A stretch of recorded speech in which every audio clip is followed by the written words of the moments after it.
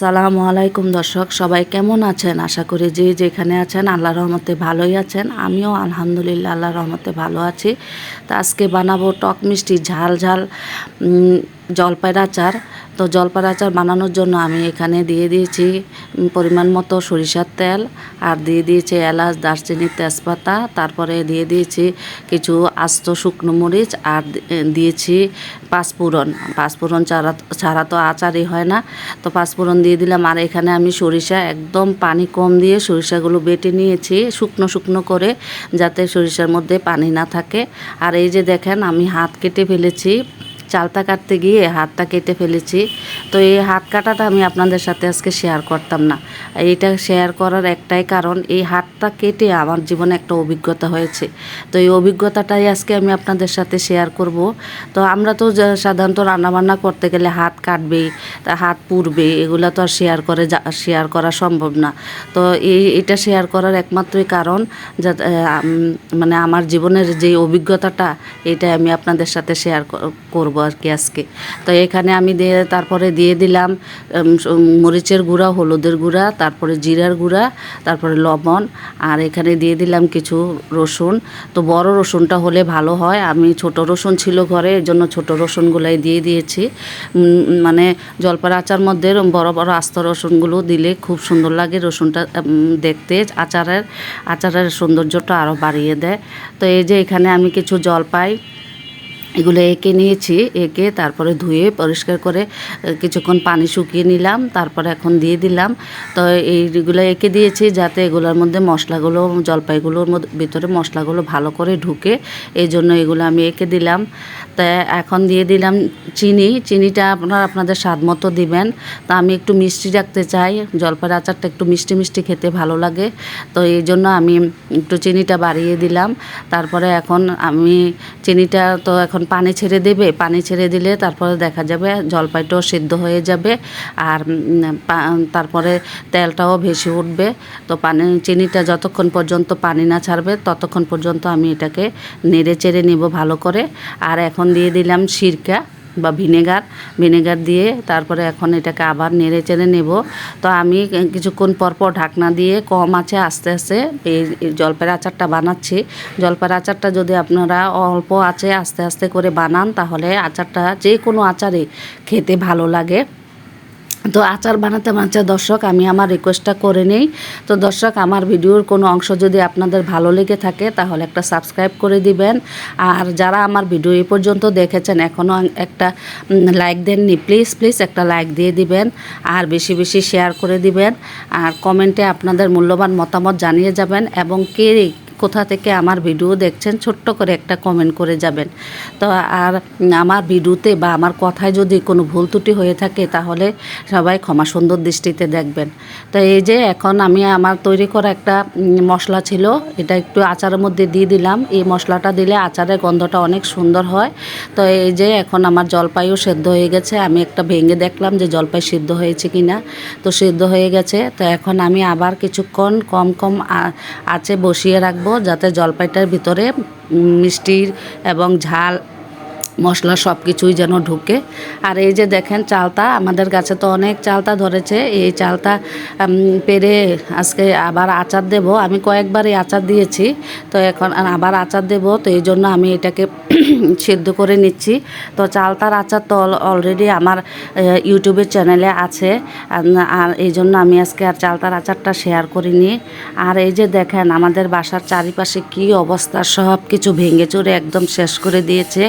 আর মানে বাসার অবস্থা এমন খারাপ, গত একটা সপ্তাহ আমাদের অবস্থা এমন খারাপ গেছে, মানে আপনাদেরকে বলে প্রকাশ করতে পারবো না। তারপর আমি কিছু অংশ আপনাদের জন্য ভিডিও করেছি। আর আমার হাত কাটার যে অভিজ্ঞতাটা, এটাই আমি এখন শেয়ার করব আপনাদের সাথে।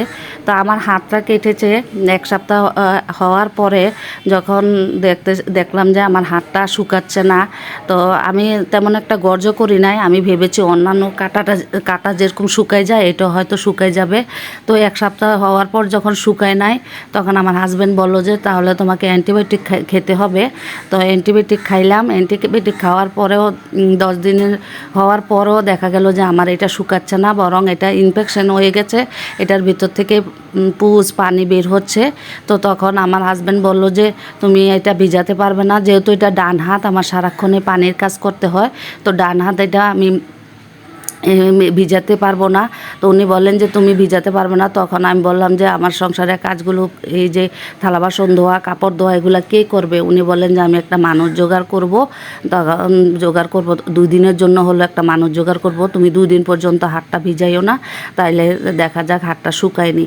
তারপরে উনি অনেক চেষ্টা করলেন, অনেক জায়গায় ফোন করলেন, অনেককে বললেন 2 দিনের জন্য আসার জন্য, কিন্তু কেউই আসলো না। তো এতে আমার হাজব্যান্ডও অনেক কষ্ট পাইছে, আমিও অনেক কষ্ট পাইছি। কারণ আমার মানে ওই একটা কথা আছে না, একটা প্রবাদ আছে না, যে সুসময়ে অনেকেই বন্ধু বটে হয়, অসময়ে হায় হায় কেউ কারো নয়। আমি যে আপনাদের সাথে কথাগুলো শেয়ার করছি, আমার কিন্তু অনেক কষ্ট হচ্ছে, আমি বলতে অনেক কষ্ট হচ্ছে। আমি বারবার আমি মোবাইলটা আমার অফ করতে হচ্ছে, আমি বলতে পারতেছি না আপনাদের সাথে। আমার সাধারণ একটা কাটা, মানে ছোট্ট একটা কাটা, এটা থেকে আল্লাহ আমাকে অনেক বড় একটা অভিজ্ঞতা দিয়েছেন। এই যে হ্যান্ড গ্লাভস দিয়ে আমি কাজ করছি, তারপরে হাতটা আঙুলটা বেঁধে রেখে কাজ করছি যাতে না ভিজে। তো এটা ভিজাইলে এটা দেখা যায় এটা শুকায় না। তো এই যে আমি যে আমার এই দুঃসময়ে মানুষ পাইলাম না, আর এই সময়টায় যে আমি মানে আমার শুধু এটাই মনে হয়েছে যে আসলে মানুষের জন্য কি বলবো, আমি বলার মতো আমি ভাষা নেই। তো আমি এইটুকুই বুঝলাম যে আসলে মানে আমার সময় যখন আপনার ভালো থাকবে, তখন আপনার পাশে মানুষ, হাজারো মানুষ থাকবে। সময় খারাপ হলে তখন আর মানুষ কাছে পাবেন না। তো আমার বলার মতো আর কোনো ভাষা নেই। ভেবেছিলাম আপনাদের সাথে অনেক কথাই শেয়ার করব, কিন্তু এখন আর বলতে পারছি না, আমার খুব খারাপ লাগতেছে। তো অনেক সময় দেখা যায় ছোট ছোট জিনিসও অনেক খারাপ লাগে, আবার অনেক সময় বড় বড় জিনিসও অনেক কষ্ট পাওয়া যায় না। এই সময়টার কথা আমি কখনো ভুলবো না। আমি খারাপ দিনগুলোর কথা আমি মনে রাখি না, আমার এর চাইতে অনেক খারাপ দিন গেছে, কিন্তু আমি মনে রাখি না। কিন্তু এই সময়টার কথা আমি কখনোই ভুলবো না, আমার মনে হয় আমি ভুলতে পারবো না। আমি আমার হাজব্যান্ডকে বলছি যে আসলে আমাদের এই দিনটাই সময়টা থাকবে না, আল্লাহ একভাবে না একভাবে আমাদের উদ্ধার করবেই। এই আল্লাহ, আলহামদুলিল্লাহ, আল্লাহ আমাদেরকে উদ্ধার করেছে। আমার হাতটা এখন অনেকটাই ভালো হয়ে গেছে, এখন আর তেমন একটা সমস্যা হয় না। আর আপনারাও দোয়া করবেন আমি যাতে তাড়াতাড়ি সুস্থ হয়ে যেতে পারি।